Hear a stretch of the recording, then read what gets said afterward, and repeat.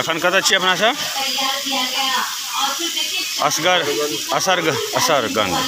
असरगंज से हाँ तारापुर के बीच में असरगंज से लगभग 3 किलोमीटर आगू।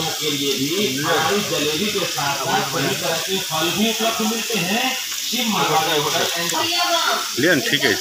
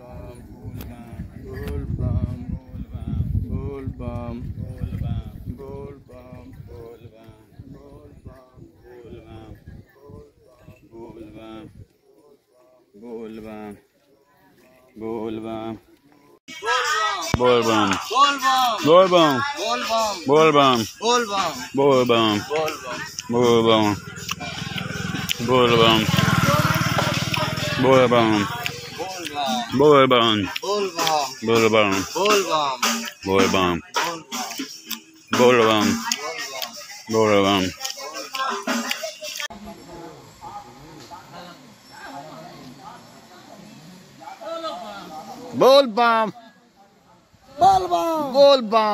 बोल बम बोल बम बोल बम बोल बम बोल बम बोल बम बोल बम बोल बम बोल बम बोल बम बोल बम बोल बम बोल बम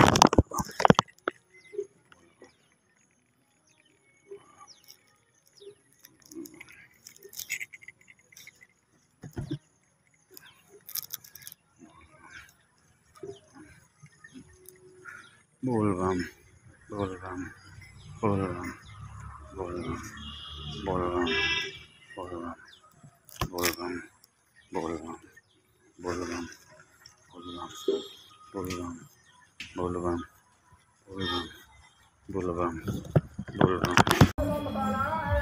बाबा ही सहारा है, बाबा मेरा यहाँ दूर है और जाना भी जरूर है। तो बाबा की नगरिया यहाँ से दूर मात्र 25 किलोमीटर देख रहे हैं, नजरअंदाज करते हुए ना जाइए, चरनी अठनी चढ़ाते हुए जाइए। दिखाते हैं प्रकाश के लिए और आप दान देते हैं अपने भविष्य के लिए। इसी आप लोग सहयोग करिए। भाई छठ की आरती लगे हुए हैं, उसी के दान बहा के लिए आप सभी के दान बहा के लिए आप सबों की दान बहा के लिए आराम से कोई ऐसी बात नहीं है। भगवान के लिए जब घाट में आप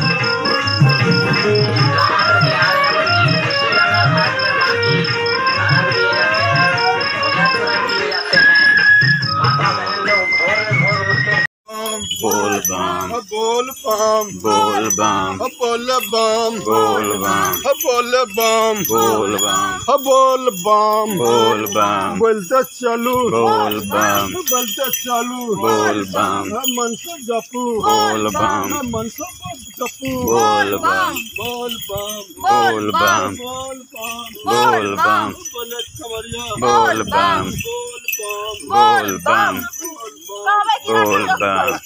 बाबा को ध्यान लगले कने दूर रहो चलो। बोल बम बोल बम बोल बम बोल बम बोल बम बोल बम बोल बम बोल बम बोल बम। कहा ना किजो किजो कह हाँ तो किस सब आरती में सब लेगा ना तो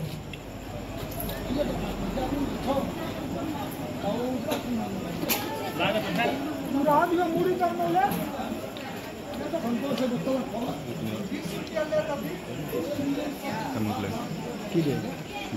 देखा दूसरों बम है ना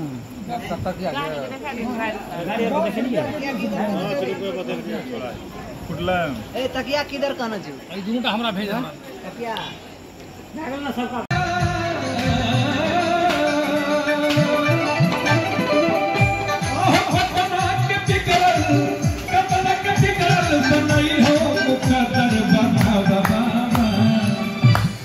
मैंने सुना है आपने सबको दिया है, यहाँ तक कि बाबा झारखंड की कृपा इतनी बड़ी है, जिन्होंने अर्जुन जैसे महारथी के ऊपर हाथ रख दिया तो उन्होंने महाभारत को जीत लिया। समझ सकते हैं है ना, जिनकी कृपा से अर्जुन महाभारत को जीत लिया, अगर हम उनके दरबार में जाएंगे तो क्या हम नहीं जीत पाएंगे? कहते हैं कि प्रबल प्रेम के पाले पड़कर प्रभु को नियम बदलते देखा, अपना मान टले टल जाए।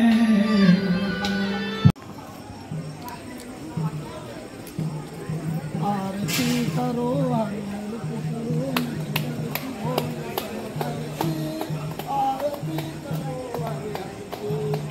कनिकार पहनने वाले शंभु है घर के रखवाले, गनिकार पहनने वाले शंभु है घर के रखवाले।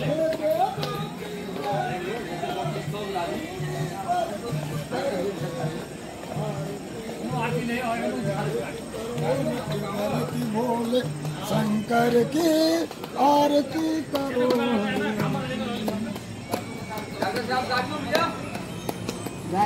जो दिखाया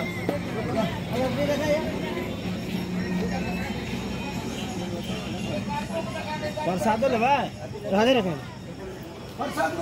गाड़ी में छोड़ दे पियानो ला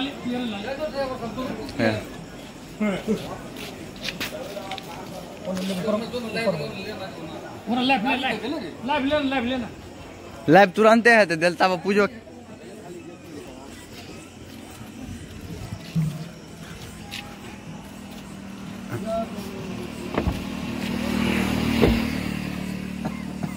तू कहीं मुँह घुमा दो अपन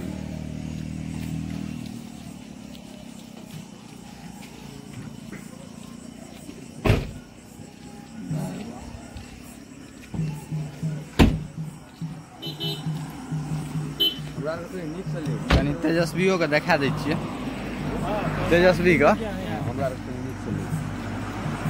बोल बम अभी कर देता हूं कथी को फोटो ले गई हां मसाला लगवा प्रसाद के आरती लगो कोनो जरूरी नहीं छै चल वो पर आरती भेले व्हाट्सएप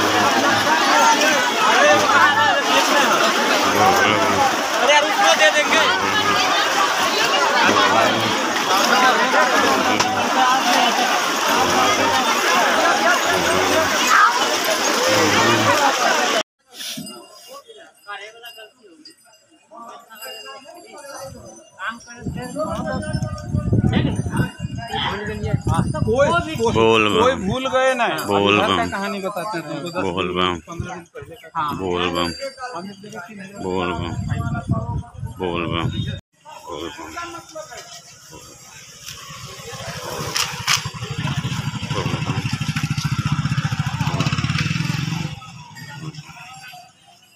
बोल बम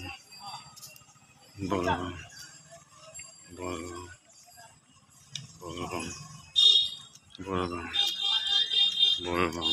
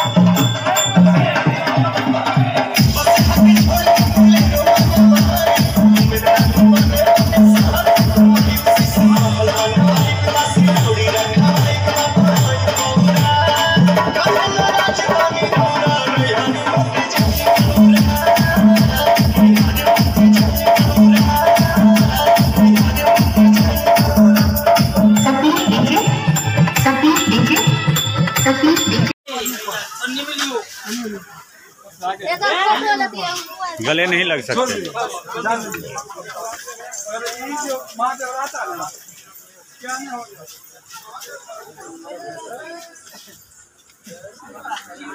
बाबू माँ बैठो खाली यहाँ बैठो।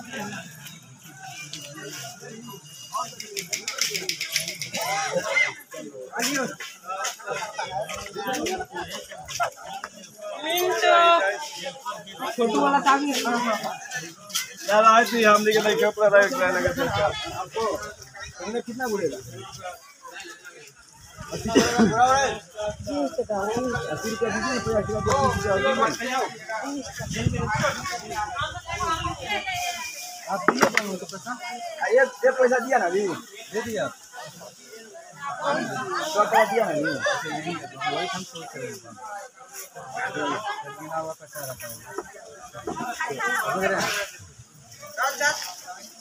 दुकानदार जब करता है तो अनुभव रहता ही उसका।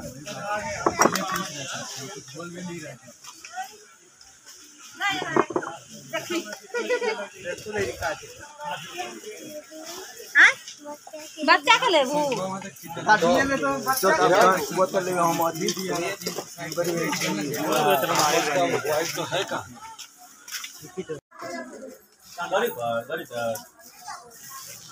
बिना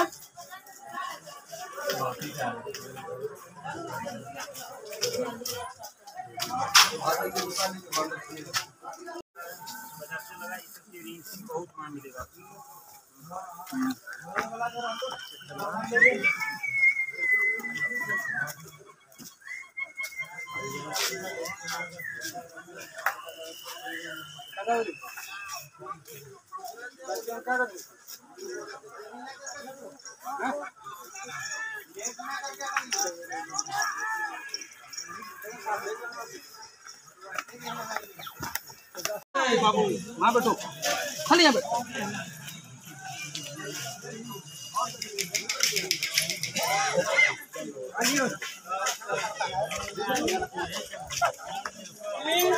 छोटू वाला काफी यार आज ही हम लेके नहीं कपड़ा रख लेने का आपको हमने कितना बोलेगा 80 रुपया दीजिए 50 रुपया